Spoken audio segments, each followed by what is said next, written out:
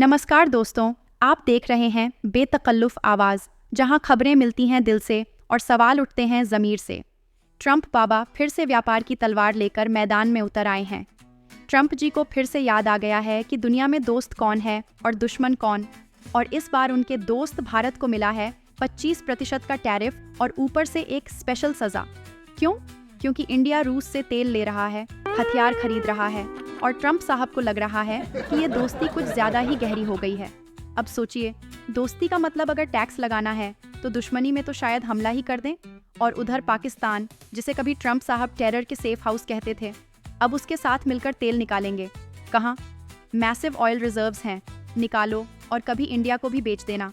मतलब पड़ोसी से बॉर्डर पर गोली, अमेरिका से पेट्रोल की बोली।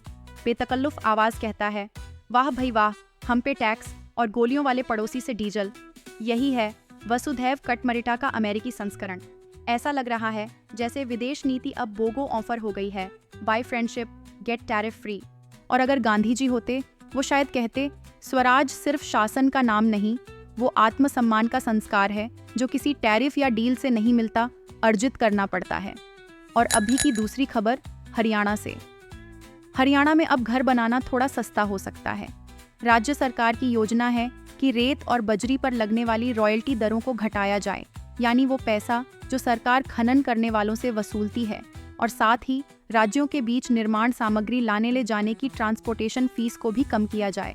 सरकार का दावा है कि इससे घर बनाने की लागत कम होगी, बिल्डर और आम आदमी दोनों को राहत मिलेगी। कागज पर यह फैसला जनहितैषी दिखता है, लेकिन जमीनी हकीकत अक्सर कागज से बहुत अलग होती है।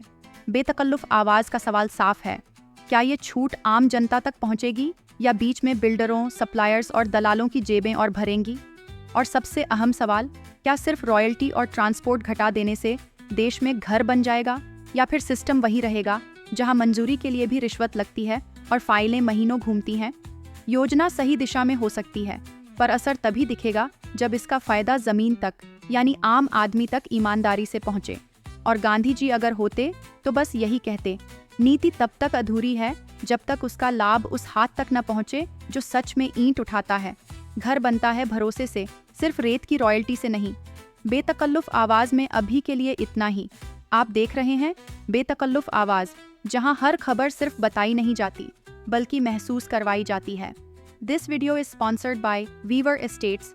फॉर मोर अपडेट्स सब्सक्राइब बेतकल्लुफ़ आवाज़।